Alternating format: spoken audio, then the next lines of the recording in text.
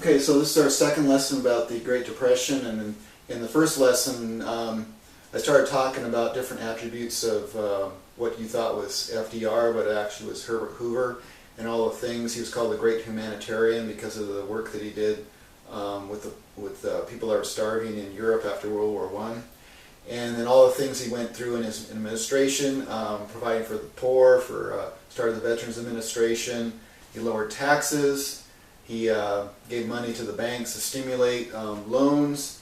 He increased the money supply, shovel-ready jobs. He instituted a lot of hiring, government hiring at the time, and speeded things up so to get more people employed. And so he did a lot of things that FDR did, and a lot of people don't realize all the things that Hoover did.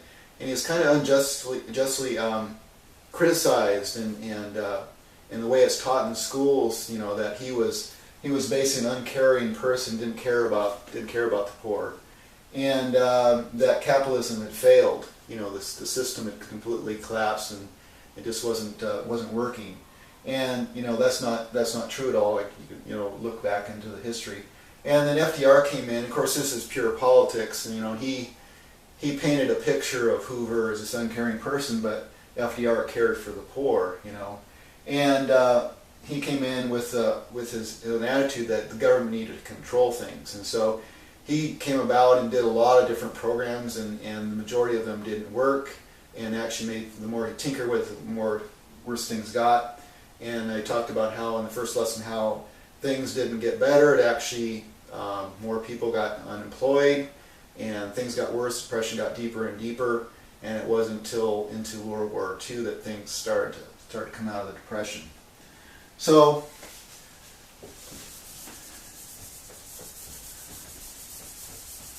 some of the things that happened, you know, we talked about in the first video, was the Smoot-Hawley Tariff Act, and what that did is that cut off trade between the U.S. and Europe, which are the big.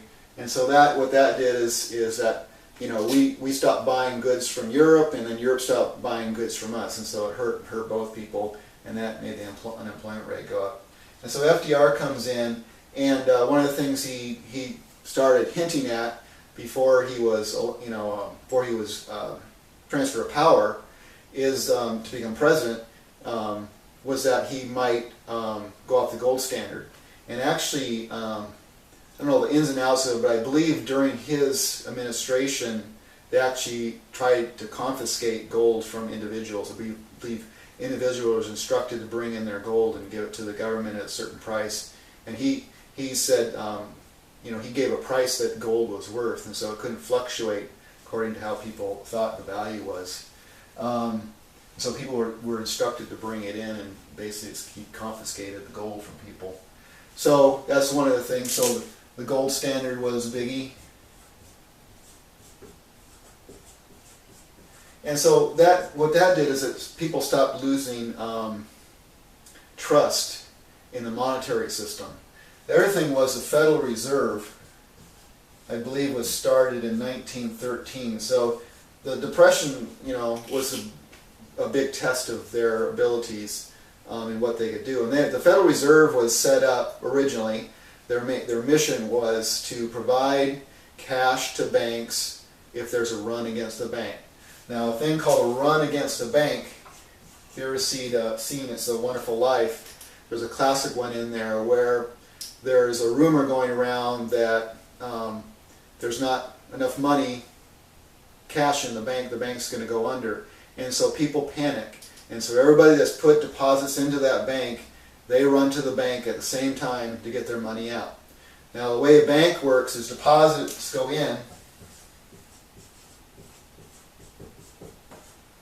into the bank, and then the bank loans them out. So you got loans coming out of the bank, okay?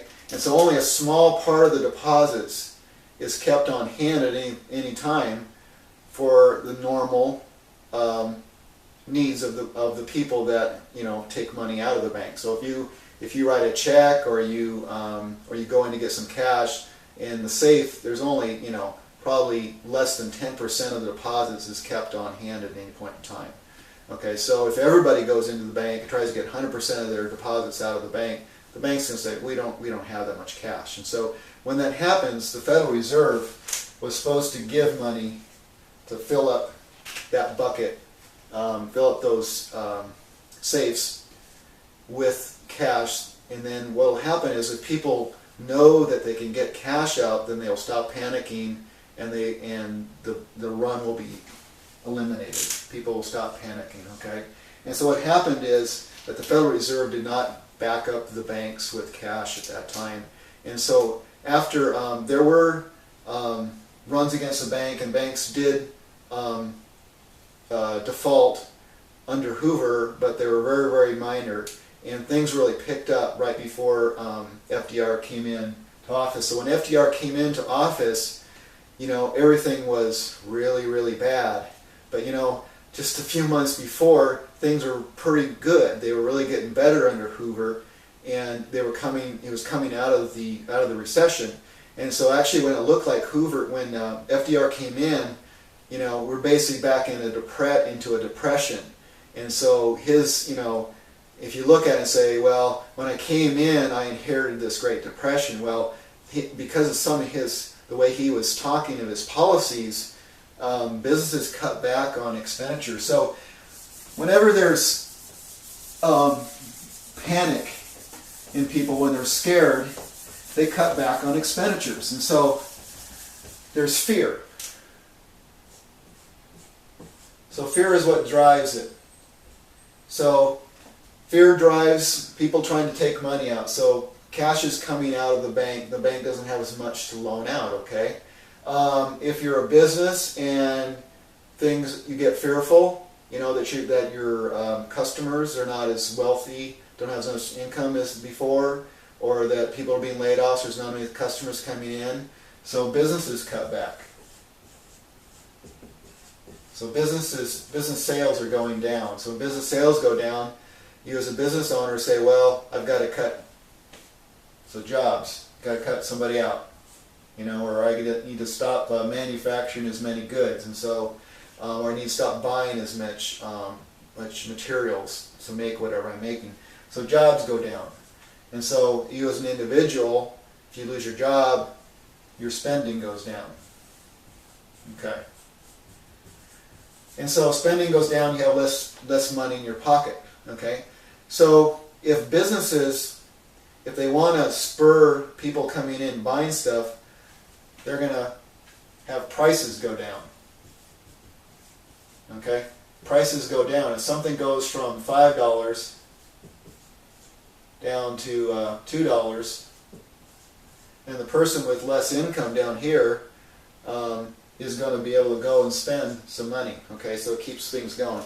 And eventually the way it works in the business cycle is that, people cut back, business cut back on their spending. People start cutting back on their spending. People get laid off, and then businesses lower their prices, and then demand comes back. So people start spending more. And as they spend more, the business owner says, okay, I'm getting people coming in now again. Maybe I can hire another person back to cover the demand. Okay, so I hire a person back, and now that increases the amount of income in the economy, and more people can come in and buy. And they see that, there's lots more demand at $2, maybe I can increase that up to $3. So now they're back up to $3, whatever this is. And they say, well, now I need to order some more materials. I need to hire another person. So it all goes back up again. So everything goes in a cycle. And so that's a natural business cycle. And what happens is, a lot of times, is that government fiddles in the economy. And so what FDR did, he did a couple things. One we talked about was the tariffs. That stops demand both ways. And then there's price controls. Okay, and that actually makes jobs go down because it keeps the price high. And then another thing they can cut off is taxes if they go up in a depression. or a recession is going to make it into a depression. Basically, taxes go up, that's less income in people's pockets. Okay. There was some good things that came about during the FDR's, I can believe unemployment insurance. I'm not sure exactly if it came under his administration, but and what unemployment insurance, like I said at the beginning, I'm all for that. Is that if each individual sets aside an amount per month, at least it's you're putting into the system, and then you're going to take it out when you actually go to unemployment. And what that does is as people get laid off, it's a buffer, it's a cushion so they can get through that 6 months to a year before the economy starts to come back, and they can maybe get their job back or a different job. And so that will increase income. Unemployment insurance increases income. But it's a temporary thing. As soon as you get your job back, it's not a thing that needs to be like it is today, where it goes on for 3 years or something like that, or even longer. So all these things, what happened is FDR came in, he increased the fear. His big speech is the only thing to fear is fear itself. Well, he's the one that created the fear by a lot of his policies. And so what I'm trying to show is that what's called the Great Depression, what's being taught, what's called common knowledge, or way people think about the Great Depression, I think, has tainted the way we view things ever since then. Is that we think, it was greedy Wall Streeters created the crash, that capitalism failed, that the Republican Party in time, the business owners don't care about people, that kind of thing, and that the Democrats came in and they care for people, and they came in and said, well, government needs to control the economy. And actually what happened is things were getting better under Hoover. It was a recession. It was coming out of the business cycle. Things were improving until FDR started talking, spouting his mouth off, and things really went south from there. It turned a recession into depression, and then he went on for the next 10 years or so, and things didn't get any better. They actually got worse.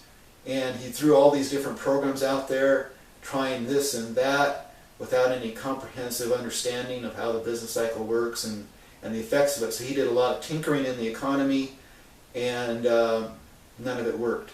Okay, so Hoover gets blamed for the Depression. FDR gets the praise for leading us through this difficult time, and that's the exact opposite is true. Is that FDR made it worse. He made it last a lot longer. People suffered a lot more for his tinkering and not understanding the economy, because he was from New England. He was a rich, inherited money, never had to work, run a business. His ancestors did, and they probably understood it, but by the time you get down 2 or 3 generations of inherited money, you don't usually understand how businesses work, how the economy works, how business cycle.